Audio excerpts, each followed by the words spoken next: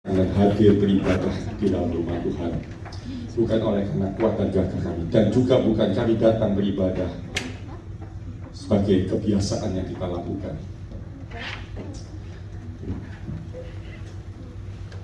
Kita sedang menunggu hari-hari, karena ini adalah zaman akhir, kata firman Tuhan. Tuhan ingin menamatkan gerejanya di akhir zaman ini, karena oleh sebab itu Tuhan mau menyucikan setiap anak-anak Tuhan di dalam hidupnya hari lepas hari, supaya kita menjadi sama serupa dengan Dia. Firman Tuhan pada pagi hari ini, apa yang Tuhan dorongkan kepada kami bergumul sepanjang 2 hari dalam minggu ini, saya katakan pada Tuhan, apa yang kita sampaikan pada jemaat sidang Tuhan. Tuhan memberi firman pada saya, Tuhan menegur pada saya, supaya juga kita bisa firman Tuhan sampai kepada saudara pada pagi hari ini. Judul firman Tuhan pada pagi hari ini, tanpa kekudusan tidak seorang pun dapat melihat Tuhan. Waktu saya mendapat firman ini, membaca firman ini, waktu pagi hari, saudara. Kita setiap pagi sekarang ada di IDC Ontario setiap jam 5 doa pagi bersama sepanjang dari Senin sampai Mandi, dari jam 5 sampai jam 6 pagi kita merenungkan pujian kepada Tuhan. Karena tidak ada jalan lain bagi kehidupan kita kalau kita setiap hari sebelum kita melakukan aktivitas datang ke lutut hadapan Tuhan. To worship, menyembah, tunduk. Kalau saudara hari ini datang ke rumah Tuhan, seringkali kita datang seperti biasa, karena kita sudah biasa.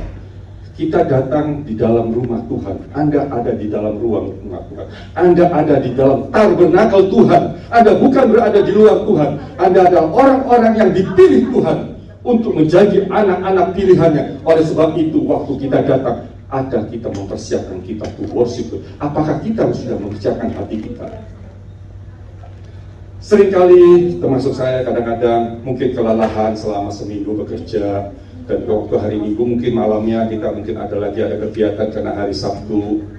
Kita kadang-kadang tidak mempersiapkan diri untuk datang kepada Tuhan. Tuhan memberikan 6 hari kita bekerja, hari yang ke-7 kita datang mesti untuk worship kepada Tuhan. Sehingga Tuhan mengingatkan pada kita, tanpa kekudusan, tanpa kesucian, tidak seorang pun dapat melihat Tuhan. Apa yang dimaksud melihat Tuhan di sini? Pada awalnya firman-firman itu bersama-sama Tuhan, dan firman itu Tuhan. Jadi oleh sebab itu, kalau saudara datang pada Tuhan hari ini, walaupun berapa banyak kali, walaupun berapa banyak tahun, tapi kalau saudara tidak Tuhan bukakan mata hati kita, kita tidak pernah melihat Tuhan. Bagaimana kita bisa untuk melihat Tuhan? Mari kita baca di dalam Ibrani 12 ayat 14 yang kita buka pertama.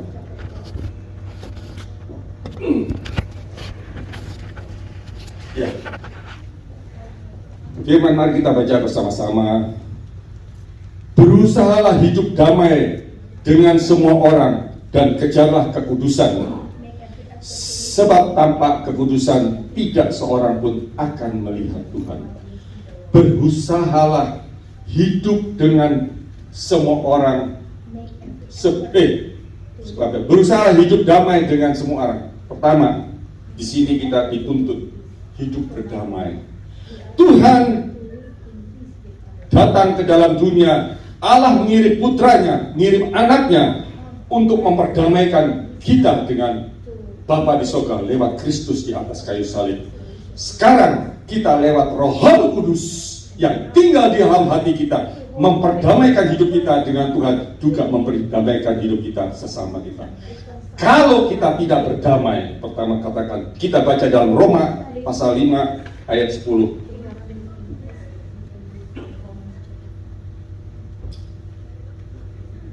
Sebab jika kita ketika masih seteru diperdamaikan dengan Allah oleh kematian anaknya, lewat Yesus, waktu kita sedang berdosa, kita diperdamaikan oleh Bapa lewat anaknya. Lebih-lebih kita yang sekarang telah diperdamaikan pasti akan diselamatkan oleh hidupnya. kita sekarang ini yang sudah diselamatkan, diperdamaikan lewat kematian Yesus di atas kayu salib, kita sekarang di dalam berjalan karena kaki kita masih hidup. Ada Allah Roh El Kudus yang menuntun kita untuk memperdamaikan hidup kita kepada Tuhan dan sesama kita. Kita tidak akan bisa melihat Tuhan kalau kita belum pernah berdamai. Bagaimana dengan kehidupan rumah tangga Anda? Adakah Anda sudah pada pagi hari berdamai suami dengan istri? Yang tahu hanya diri saudara. Kita mungkin di luar kita kelihatan berjalan tersenyum baik, padahal mungkin di dalam hati kita, di dalam rumah kita ada hal-hal yang tersembunyi. Pagi hari Tuhan berbicara menegur kita, perdamaikan. Saudara, kalau Anda tidak diperdamaikan, maka Anda tidak akan melihat Tuhan pada pagi hari ini. Anda tidak akan melihat Tuhan di dalam firman-Nya. Berapa banyak, berapa lama saudara beribadah, bertahun-tahun, bahkan puluhan tahun pun sekalipun Anda beribadah, mengerjakan segala apapun pengorbanan, tanpa ada perdamaian saudara, tidak ada akan melihat Tuhan. Anda belum berjumpa Tuhan, Anda baru melihat Tuhan. Tuhan di dalam firman. Bukankah firman Tuhan, bukankah firman ini adalah Tuhan yang disampaikan lewat firman-Nya saat ini? Kalau kita lewat kematian anaknya, kita diperdamai dengan Tuhan.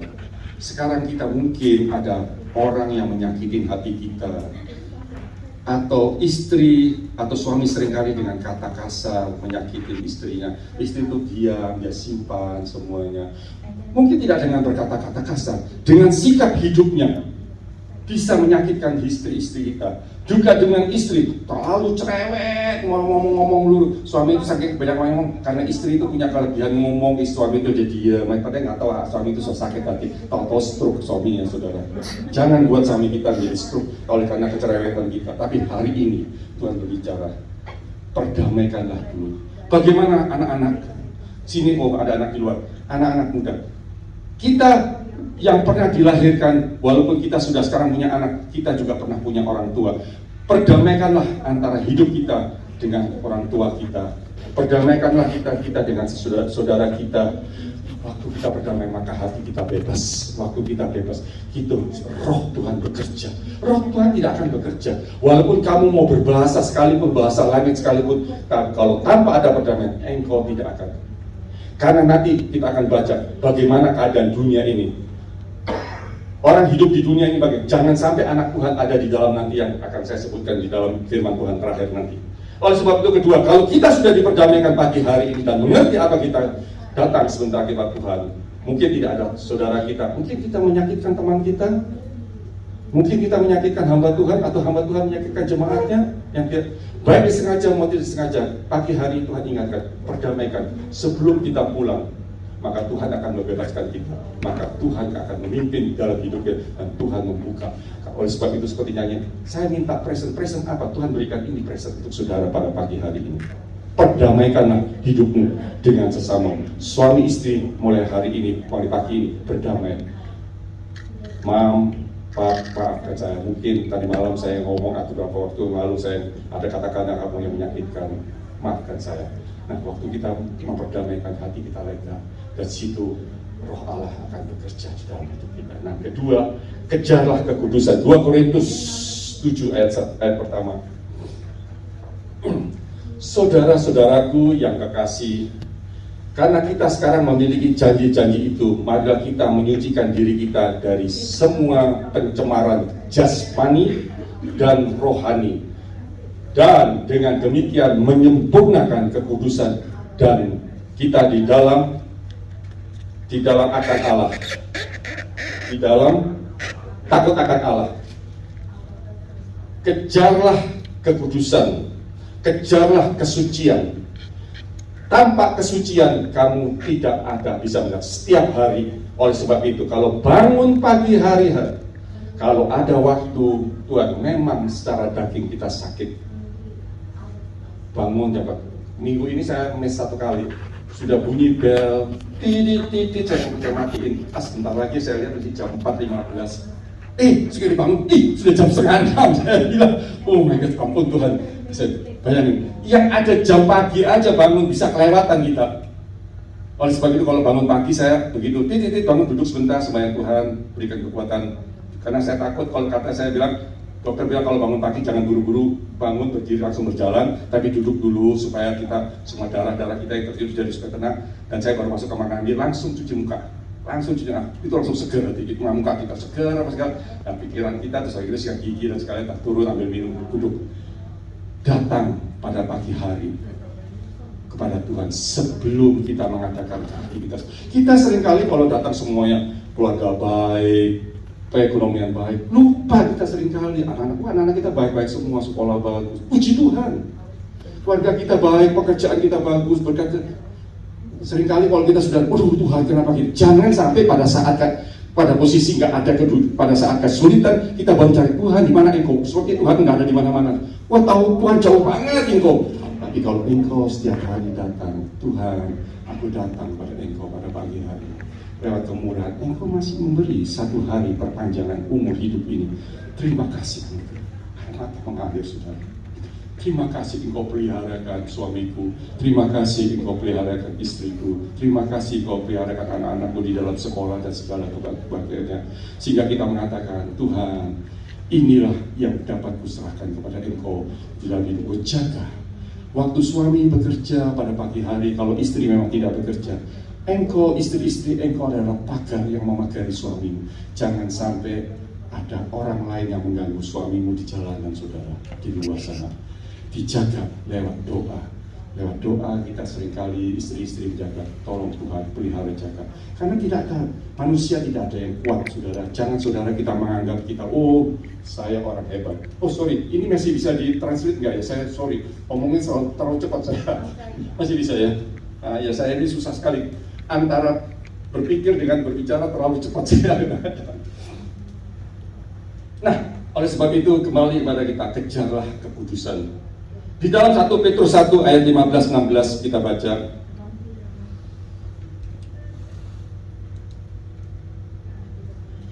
Tetapi hendaklah kamu menjadi kudus di dalam seluruh hidupmu sama seperti Dia yang kudus yang telah memanggil kamu. 16.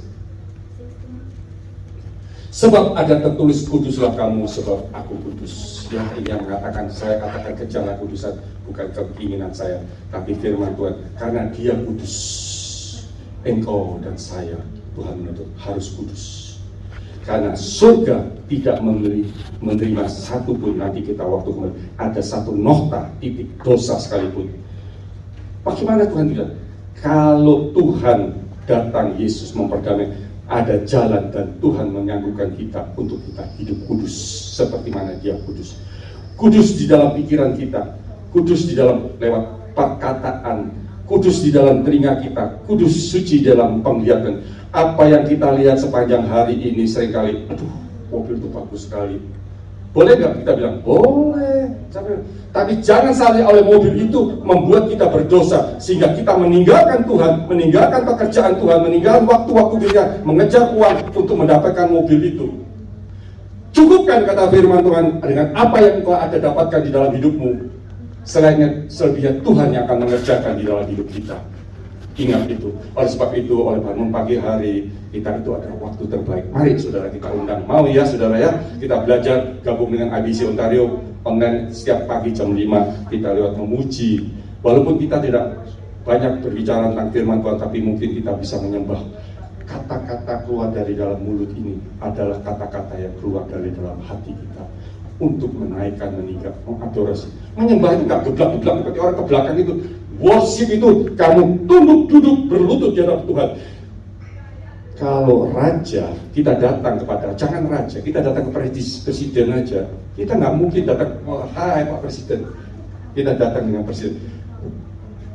Ratu Elizabeth, satu kali saya melihat waktu dia datang di Australia waktu itu. Dia mendarat di Australia, saya lihat di TV waktu di Indonesia waktu itu dia. Australia itu adalah jajahan Inggris, di bawah kerajaan Inggris. Waktu Ratu Elizabeth mendarat turun dari tangga itu, karpet merah sudah disiapkan dan semua ada yang dibawa bodong kepada ratu itu. Itu baru di dunia, saudara. Itu baru di dunia. Semua tunduk. Your Highness, kaki dia tundukkan, berlutut di hadapan waktu Dia menyambut ratu, dia katakan, Your Highness, dia kasihkan bunga itu. Di situ saya melihat bagaimana kita waktu datang di depan, ini adalah rumah Tuhan. Engkau akan berjumpa dengan Tuhan di dalam ini, di dalam roh dan firman-Nya. Adakah kita ada rasa hormat? Kita sedang ujuk-ujuk. Jam berapa? Belum. Saya pun juga sama, saudara. Mari kita perbaiki ke depannya, saudara ya. Kalau kita mau beribadah, berikan waktu yang betul sungguh-sungguh. Jangan sisa waktu yang kita datang kepada Tuhan. 1 minggu bukankah sudah lebih dari cukup, saudara? Tuhan berikan dalam hidup ini mencari makanan segalanya. Oleh sebab itu, firman Tuhan berkata, tanpa kekudusan kita tidak seorang pun akan melihat Tuhan.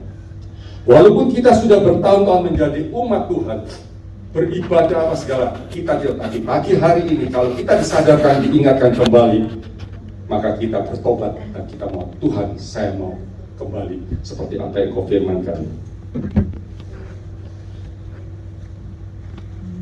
Karena tidak suka berdamai dan memelihara kesucian yang sudah Tuhan berikan kepada orang tersebut, karena pada hari-hari terakhir akan datang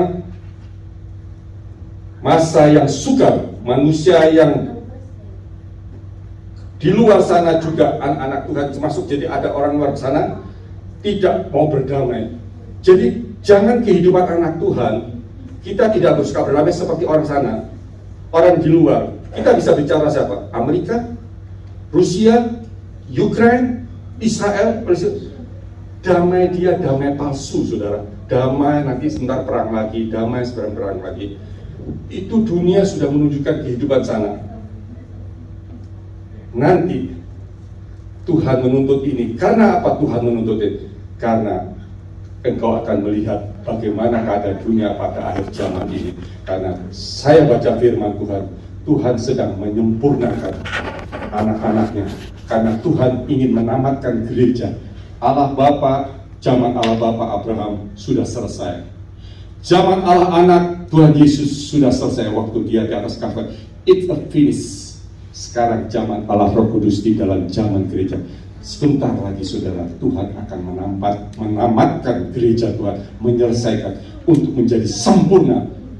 Karena kalau tidak itu, maka kita akan terjadi seperti apa yang terjadi di dalam 2 Timotius 3 ayat 1-5. Kita baca perlahan-lahan ya, jadi supaya kita dapat menangkap. Ketahuilah pada hari terakhir akan datang masa yang sukar.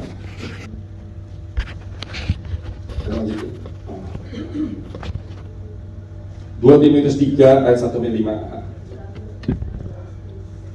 Saya baca aja nanti saya. 2 Timotius 3 ayat 1-5 ya. Jadi dibuka jalan satu-satu gitu saya.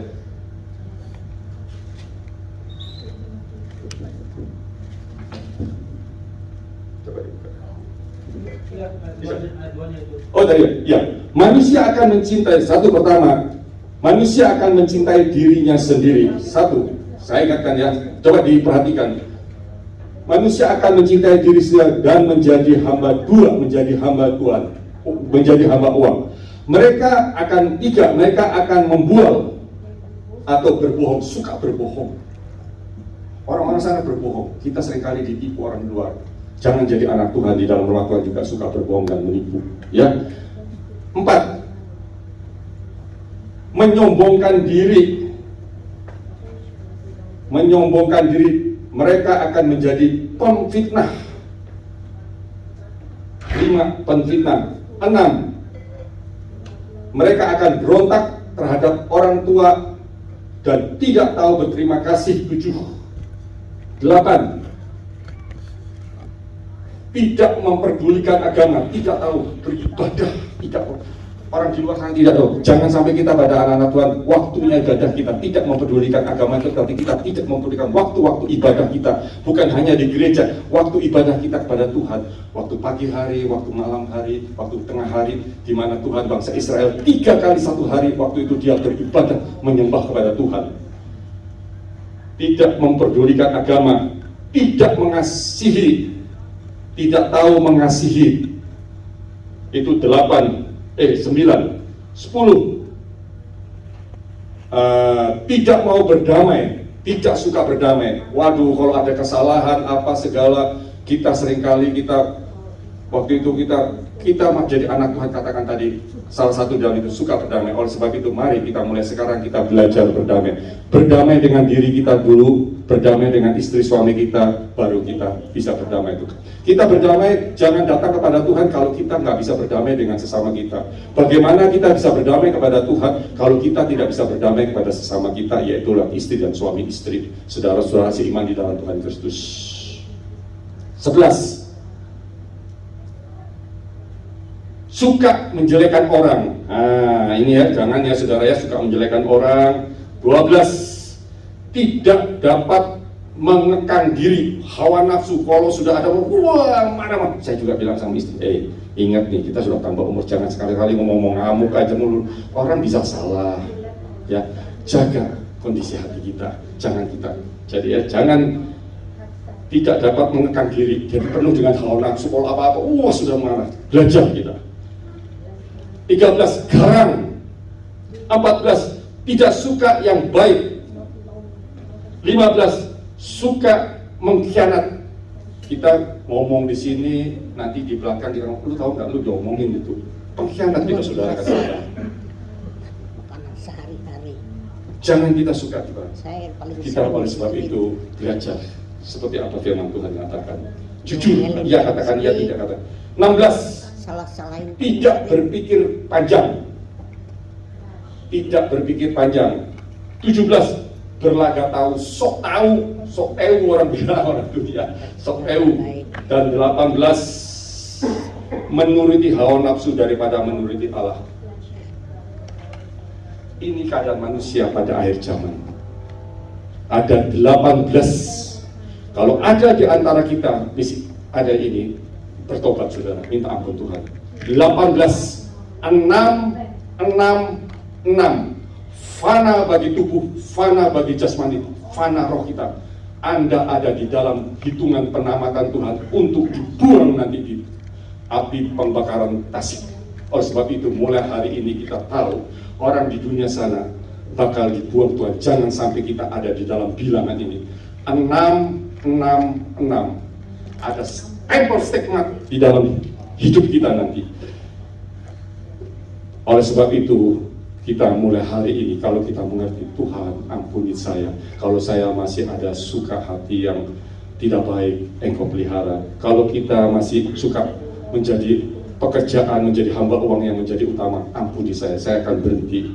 Ya, banyak hal-hal ini kita boleh baca lagi di rumah, di dalam ini supaya kita belajar. Banyak berdiam diri, banyak untuk mendengar firman Tuhan. Nanti Allah akan menolong kita, karena Tuhan pasti memampukan kita keluar dari 18 perkara ini.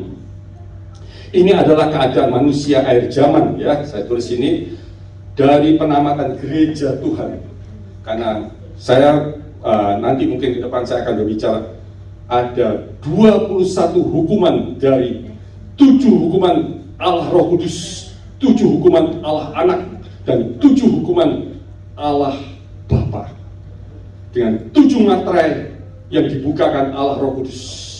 Nah nanti, tapi saya nggak singgung itu. Maka sebab itu saya mau mendahului firman Tuhan ini supaya saya mempersiapkan jemaat Tuhan di IBC Untar. Saya sama-sama kita hayu, mari-mari kita hidup, kita suci, supaya jangan menerima hukuman dari Allah nanti. Begitu dahsyat 21 hukuman yang akan Tuhan tuangkan ke dalam dunia. Tapi sebelum hukuman itu Tuhan mau bersihkan lewat kuda putih. Tuhan katakan dengan membawa raja, Tuhan memenangkan jiwa-jiwa. Oleh sebab itu, kalau ada saudara-saudara kita masih di luar, ada anak-anak kita di luar, ada orang tua kita, ada famili kita, rebut mereka, panah dengan panah kasih, berikan kasihmu, maka dia akan datang untuk beribadah, datang kepada Tuhan. Ya, ada nasihat yang terakhir. Ini yang terakhir yang saya akan sampaikan kepada saudara.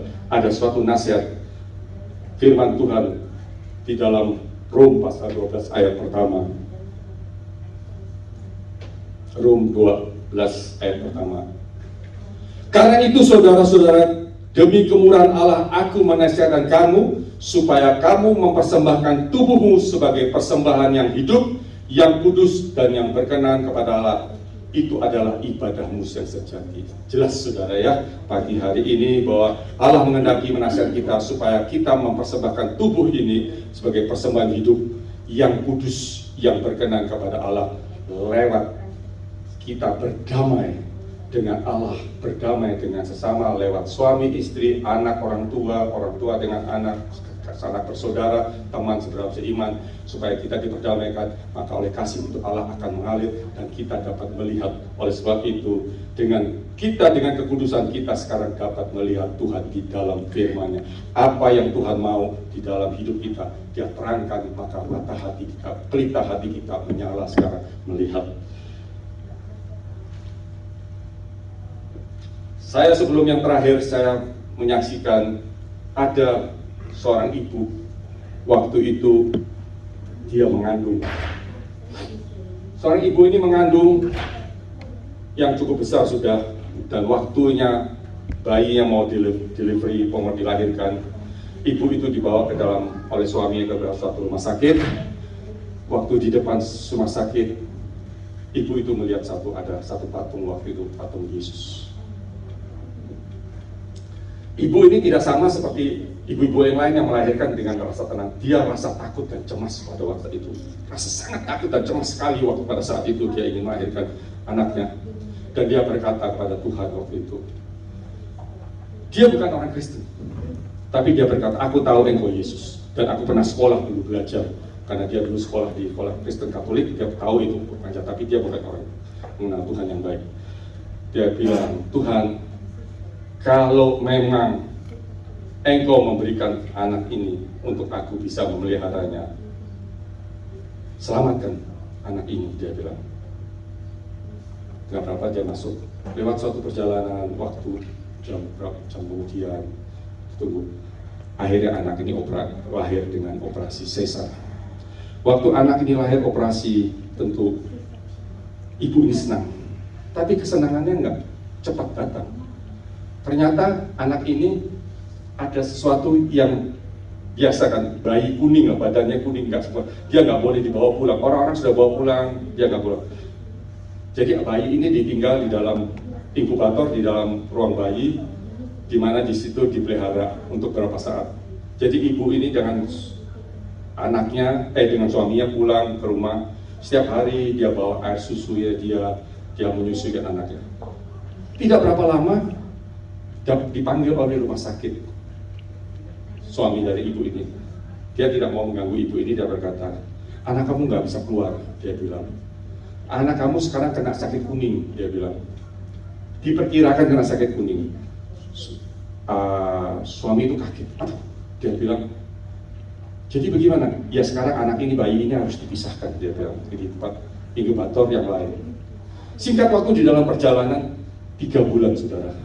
Bayi yang bersama-sama dia di dalam satu ruangan itu 3 orang, 2 meninggal, cuma 1 bayi ini yang hidup. Oleh sebab itu ditolong, dicoba dengan infus, dengan makanan lewat 3 bulan. Setelah 3 bulan anak itu boleh dibawa pulang dengan sukacita, dibesarkan oleh ibu itu. Dengan berjalannya waktu yang Tuhan berikan, anak itu dia besarkan selesai. Dan hari ini anak itu ada berdiri di depan saudara.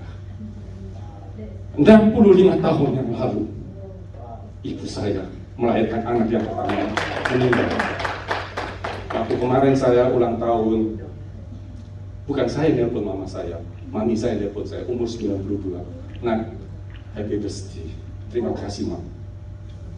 Saya katakan, saya ingat bagaimana dia bergumul. Anak yang pertama dia mati, meninggal karena terlambat, karena dia tidak bisa melahirkan anak dengan normal, karena pinggulnya kecil, dia terlambat sehingga anak itu meninggal. Yang pertama kakak saya, dan anak kedua dia tunggu 3 tahun untuk melahirkan saya, dan ketiga adik saya, 8 tahun kemudian muncul adik saya, dia punya anak sekarang di Indonesia 1 dan saya di sini. Sehingga saya berkata tadi malam waktu saya baca firman, terima kasih Tuhan, kalau pada akhirnya aku boleh berdiri hari ini di hadapan Engkau untuk menyajikan firman, bukan oleh karena kuat dan gagah, tapi oleh karena kasih kemurahan.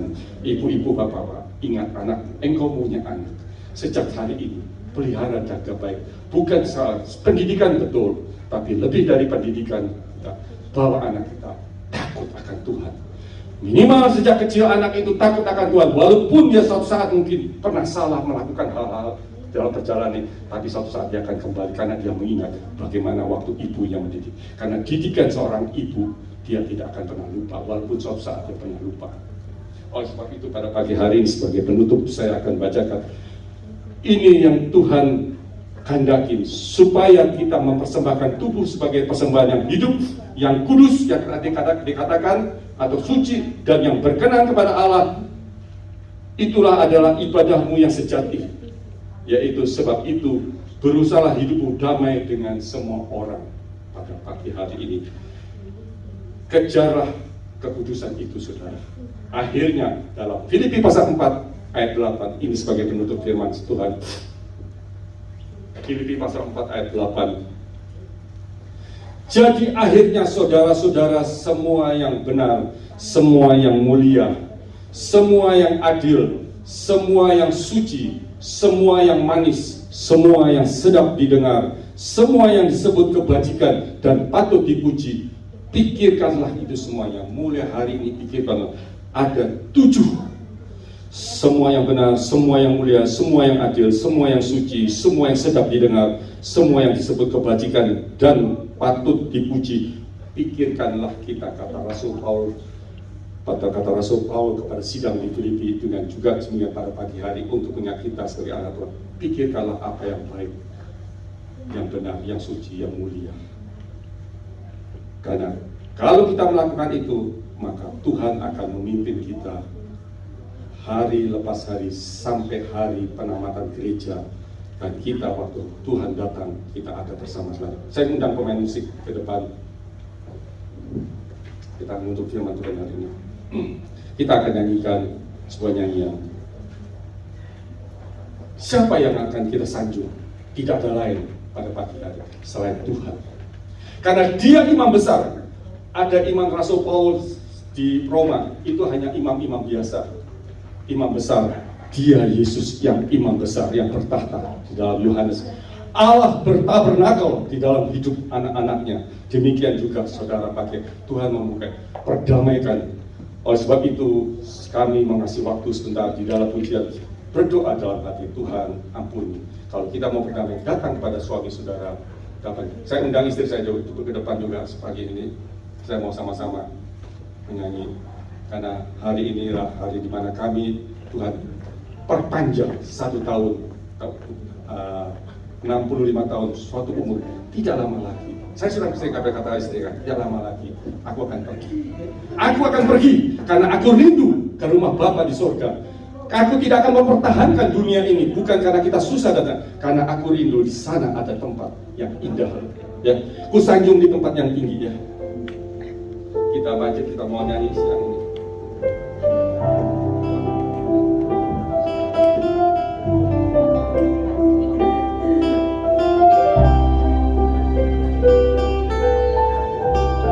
Nyanyian ini tadi malam saya waktu belajar, hanya Engkau yang besar, tidak ada lain di dunia. Seringkali kita menyanyi memuadakan anak kita hebat, suami kita hebat, kaya bisa mencari uang, istri kaya, kita cantik dan segala.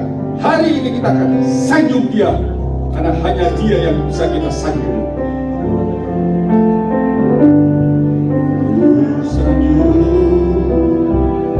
Tempat yang tinggi. Saya undang saudara bagi berdiri. Imam besar hati, sanjung, kau lebih dari yang lain.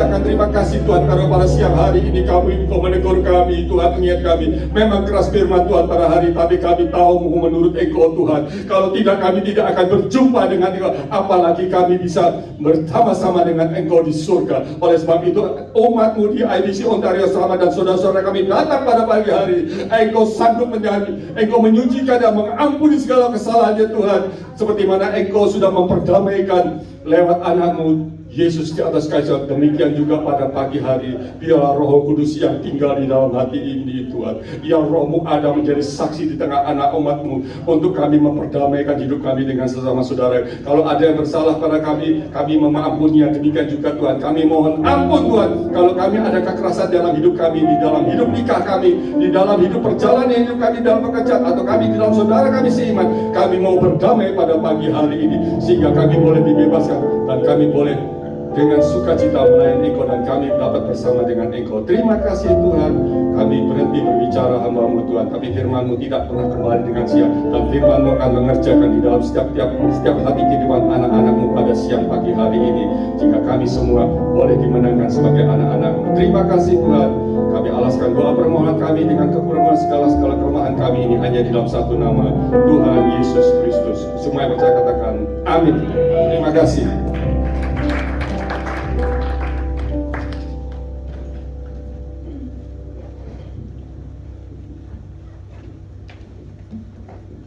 Puji Tuhan, kita semua diberkati oleh firman Tuhan. Haleluya.